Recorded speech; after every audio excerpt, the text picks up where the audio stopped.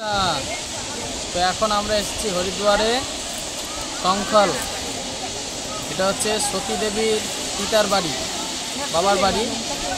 তো এই জায়গায় তার পিতা দক্ষ মহারাজ একটি যজ্ঞ অনুষ্ঠানের আয়োজন করেছিলেন এবং সেই অনুষ্ঠানে মহাদেবকে নিমন্ত্রণ করেননি।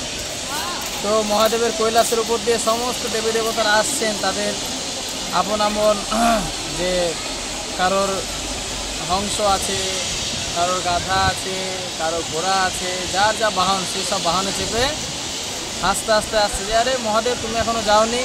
তো মহাদেব এতে অপমানিত হচ্ছেন। তো দক্ষর সঙ্গে মহাদেবের একটু রাগারাগি হয়েছিল, তাই তিনি চেয়েছিলেন যে মহাদেবকে নিমন্ত্রণ করবেন না। তো যাই হোক, এইভাবে যখন সবাই যাচ্ছে তখন সতী চিন্তা করলেন যে বাবার বাড়িতে বিনা নিমন্ত্রণেও যাওয়া যায়। তখন তিনি বাবার বাড়িতে আসেন কাউকে কিছু না বলে, এবং শিবকেও নিয়ে আসেন সঙ্গে। শিবের সঙ্গে প্রচুর জেরাজেরি করতে থাকেন, না চলো বাবার বাড়ি যাওয়া যাবে। বাবার বাড়ি, গুরুর বাড়ি আর রাজার বাড়ি, এখানে যদি নিমন্ত্রণ নাও থাকে তাহলেও আপনি যেতে পারবেন। তো সেই হিসাবে সতী আসেন মহাদেবকে নিয়ে। যখন মহাদেবকে নিয়ে আসেন তখন মহাদেবকে দেখেই দক্ষ মহারাজ অপমান করতে শুরু করেন।